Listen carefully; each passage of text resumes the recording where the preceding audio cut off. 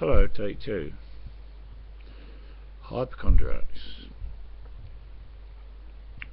But I don't think I said I met a nephew of mine, a young nephew, well, youngish, in the supermarket. I hadn't seen him for a long time. He says, "Hello, Arthur." I says, "Oh, hello, mate.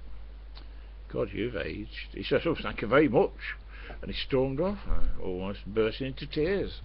I thought, oh dear, what have I said? Yeah, and he was most upset. I mean, if somebody sees me and they haven't seen me for a long time, and they say, "Oh, for God, you've aged," I say, "Yeah, I have, mate. You're right there."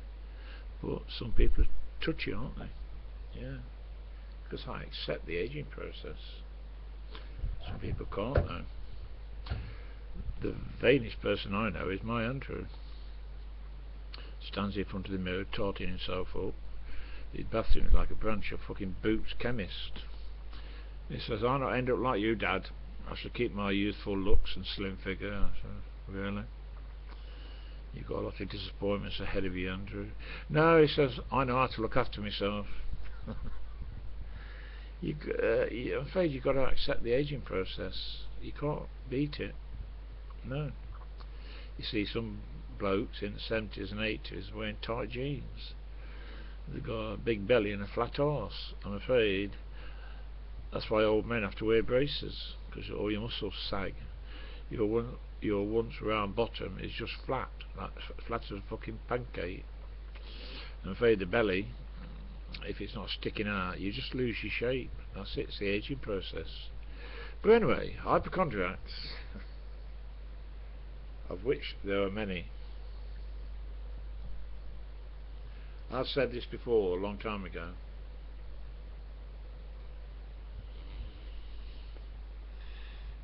My late mother-in-law, God, she was awful.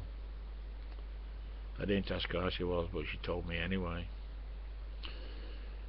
And I was married, living with Christine, and the kids, Andrew and my daughter Anne, were little. And Christine one day says, "Go on and see our mother and get that money." I says, "Oh no." She says, "Oh, go on. I can't stand her when she starts on about her illnesses." I says, "Yeah, send me to do your dirty work." She says, "Go on." So I got in the car and drove round. And I hadn't seen her mother either for a long time. And you know what I am? I just open my mouth and say the first thing that comes into my mind, don't I? Like my nephew, I upset him. Knocked on the door, and Eva came to the door, and I looked at her. I says, "Hello, Eva. My word, you are looking well." Oh, God. I couldn't have insulted her more if I'd have tried. She was mortified. She says, "Do you think so? I've been ever so ill." I looked at her. I said, "Well, I think you're looking well." And she was. But oh, it did upset her.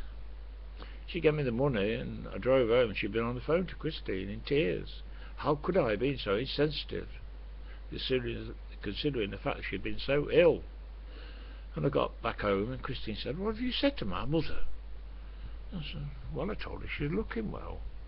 She says, "You idiot. You know damn well she's hypochondriac. You don't tell a hypochondriac that they're looking well." I thought, what have I said?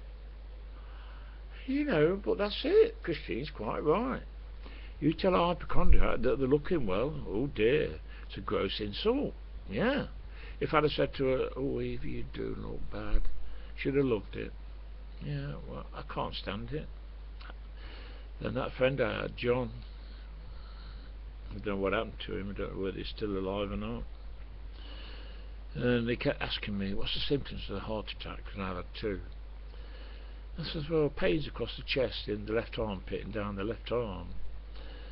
And he asked me again. I said, "Why do you want to know?" "Well," he says, "You know, I might have one day, and I want to know what the symptoms are." I said, "Well, I've already told you 2 or 3 times." And one night on the computer, I'd just gone onto computers then, and I was playing a game of solitaire. That was before Facebook. And the phone rang. It was John. He says, "Hello, it's me. I'm having a heart attack." I said, "Really?" Yes, he says, I phoned the hospital and the paramedics are on the way. I said, oh dear. He says, well, aren't you bothered? I says, yeah, I'm very concerned. Hang on, I'll get my hanky out. He says, I don't know why bother with you. I says, well, please your fucking self. And he says, I must go, the paramedics are here. Yeah, okay, I'll speak to you in a bit. No, I'll probably have to go to the hospital. He says, I might not even come out. I said, oh dear, okay, cheers, bye. I thought, fuck off. And of course, half an hour later the phone rang. Hello, it's me. I said, hello, me. Are you still having your heart attack? He says, yes, the paramedics wanted me to go to the hospital, but I refused. I said, so are you telling me then that the paramedics have gone away and left you in the middle of having a heart attack? He said, yes, and then I exploded.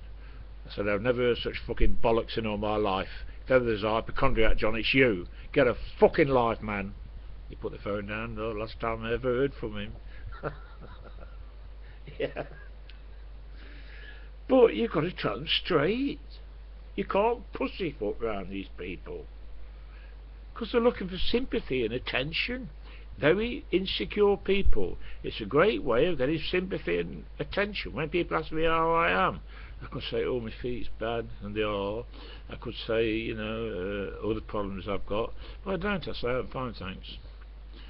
Because people don't want to hear about all your ailments. But, you know, some people, dreadful hypochondriacs. God help us from hypochondriacs. We all have our cross to bear in this life. Don't bore people by carrying on about your bleeding ailments. I know I might mention it from time to time because I talk a lot, don't I? Yeah, I do. Okay, let's see what happens this time. You're going to fuck me about again? Better not. Okay, that's it. Cheers. Bye.